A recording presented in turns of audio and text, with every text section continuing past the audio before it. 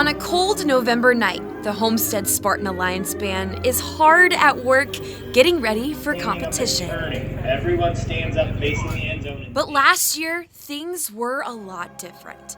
This is Brian Warfield's second year as director of bands at Homestead.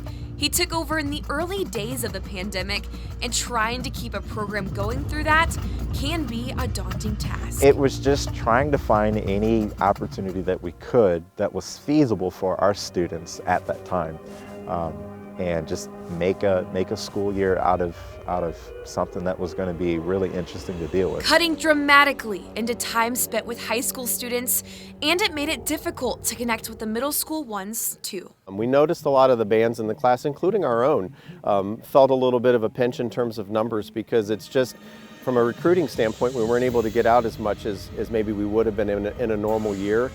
So we played a little bit of catch up, and we're going to continue to do that for a couple of years until we can gain, back to maybe where we were. Keeping a program marching forward takes time and dedication, and starts early. It's important for me to bridge that gap. I'm in there day one with the sixth graders.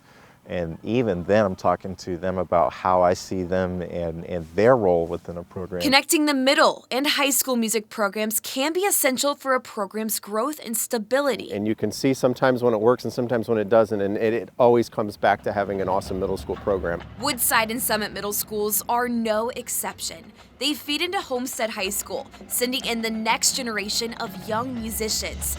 That's helped the Homestead Marching Band get to state for 34 years in a row.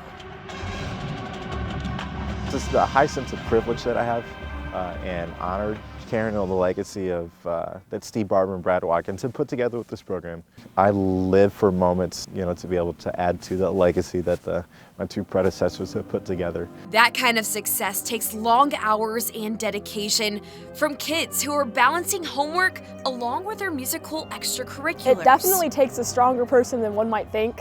I, for one, didn't think it would be that much work coming from middle school to high school, and it was a big adjustment for me. And I was getting all this homework that I wasn't used to, and then all the hours that we put into band. It definitely challenges your time management, but it really prepares you for life outside of school, and I'm grateful for that.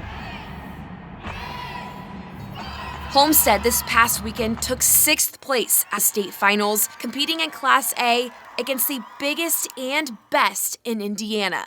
The Spartans now set their sights on Bands of America Grand Nationals this weekend back in Indianapolis, giving seniors one last time to reflect on their years. Just excited to be able to get on the field one last time and just put every last ounce of emotion I can into it, because I've invested so much time and energy into this program. Really, that's the payoff for it. I'm definitely gonna cry.